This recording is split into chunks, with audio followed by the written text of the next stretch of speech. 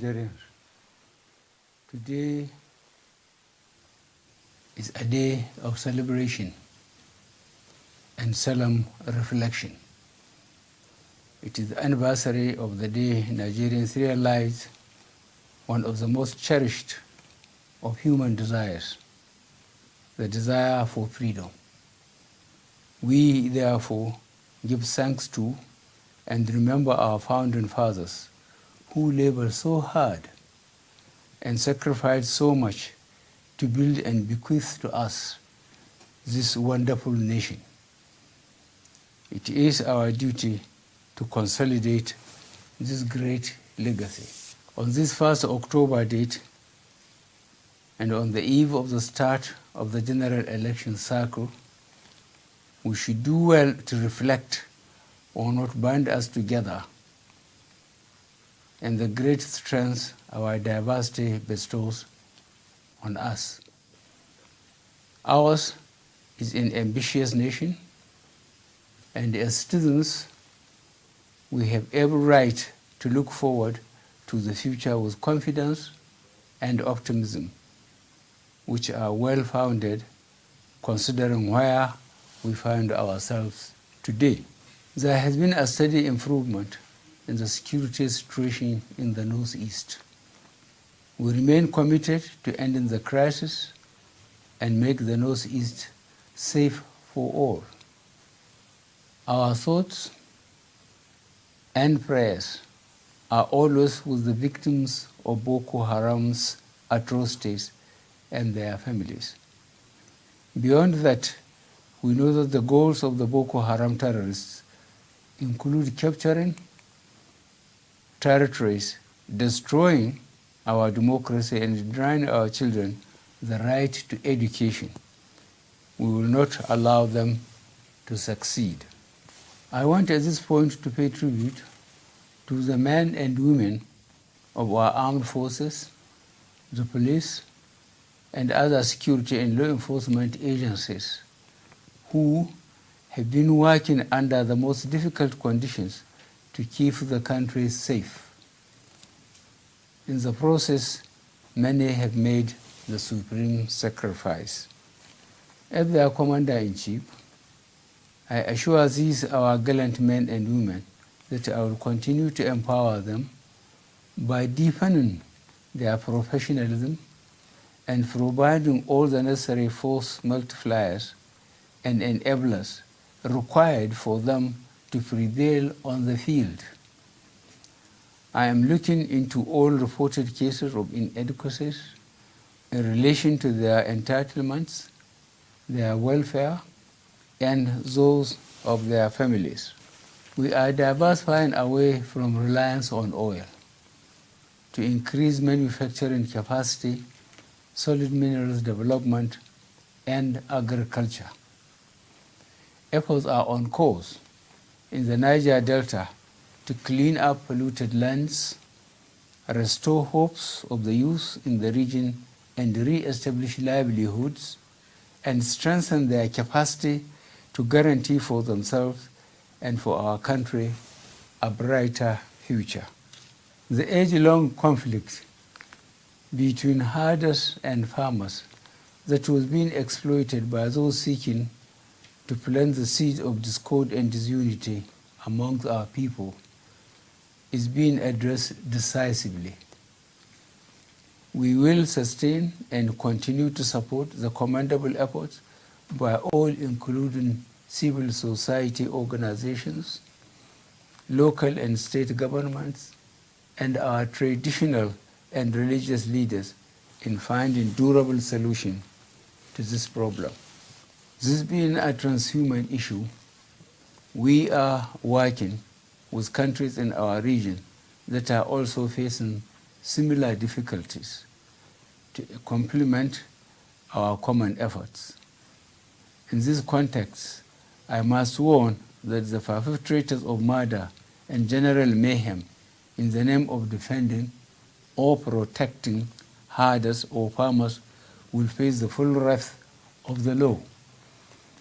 Meanwhile, we urge all peace-loving Nigerians to reject any simplistic portrayal at home or abroad, of this conflict as either religious or ethnic based.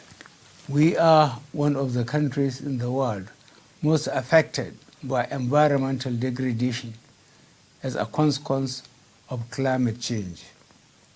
We are signatories to almost all conventions and agreements aimed at slowing down the effect of climate change and mitigating its now evident consequences.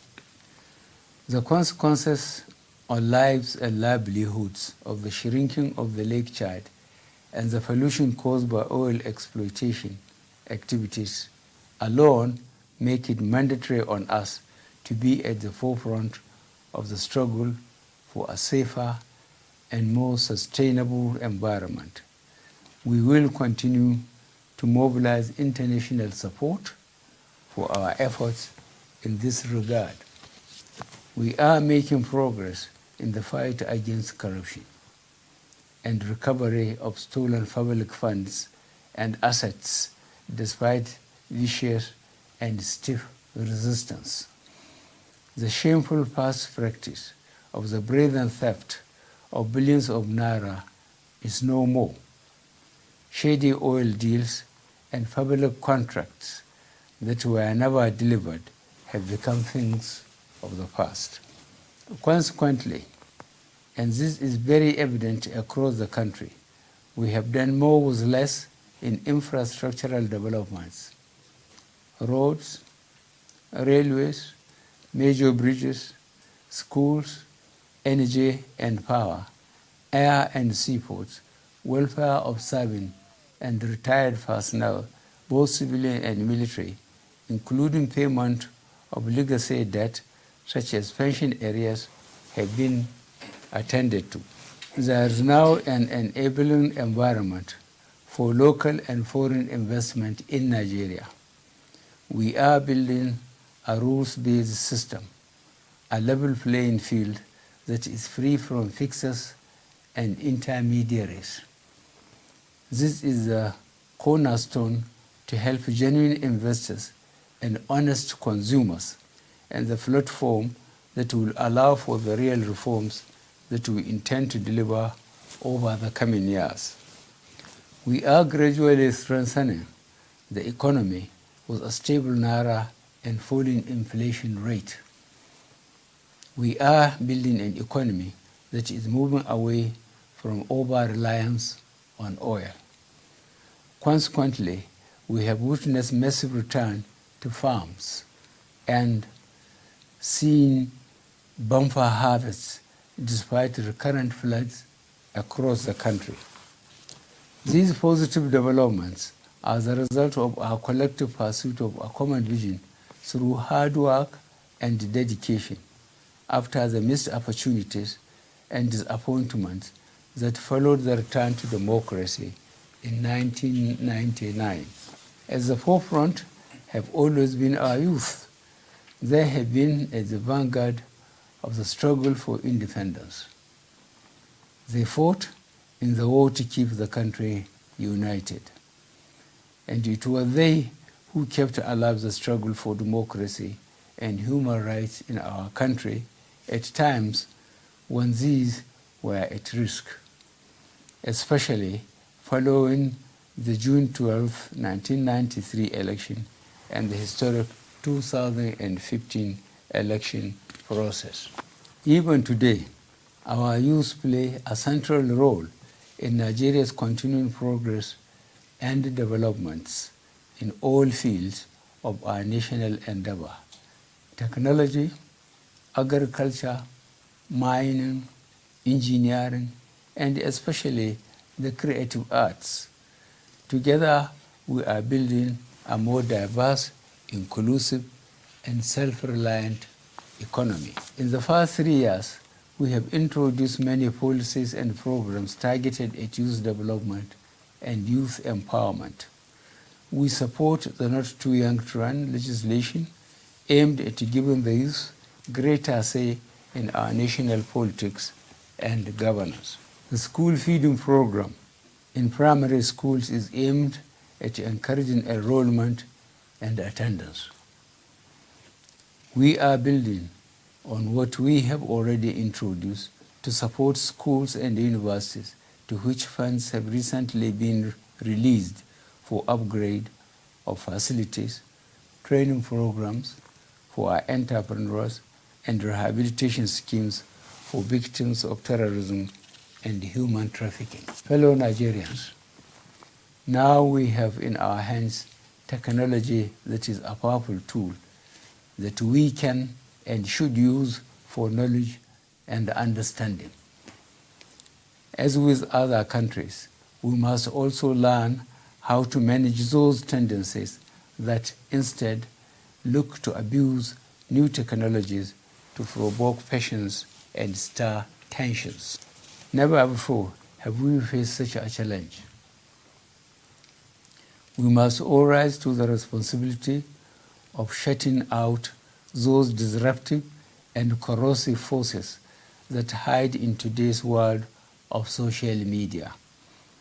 We need critical minds and independent thinking to question until we are satisfied we have the facts. Otherwise, all the progress we have made as a democracy since 1999 is at stake. I have committed myself many times to ensure that elections are fully participatory, free and fair, and that the independent National Electoral Commission will be exactly independent and properly staffed and resourced. The ballot box is how we make our choice for the governments that rule in our name. Fellow Nigerians, developing a thriving democracy is not an easy task. There can be no quick fixes or shortcuts. These are the most important lessons that we have learned in our 58 years as an independent nation. At the international level, we remain a responsible and respected member of the international community, playing active positive roles within ECOWAS, the African Union, and the United Nations, as well as all other regional and international organizations and institutions of which we are members. We will continue to support initiatives aimed at addressing the challenges of our times: global and regional crises and conflicts, terrorism, transborder crime, climate change, human rights, gender equality, development, poverty and inequality within and between nations. In this context, we are working hard to achieve both the African Union 2063 agenda for socio-economic transformation of our continent and the United Nations 2030 agenda for sustainable development, which together aim at addressing these challenges. Fellow Nigerians, as we celebrate the 58th anniversary of our independence, we know we are on the right path. Although we have our differences, they count for far less than the values, virtues, and common aspiration that unite us as a nation. We have so much for which we should be grateful, and in which we should rightly take pride. Our journey is not finished, but we have come a long way. I want to assure you that as President, I will continue to work tirelessly to promote, protect, and preserve what really matters: a united, peaceful, prosperous, and secure Nigeria, where all, irrespective of background, can aspire to succeed. Thank you. I wish you a memorable independence celebration.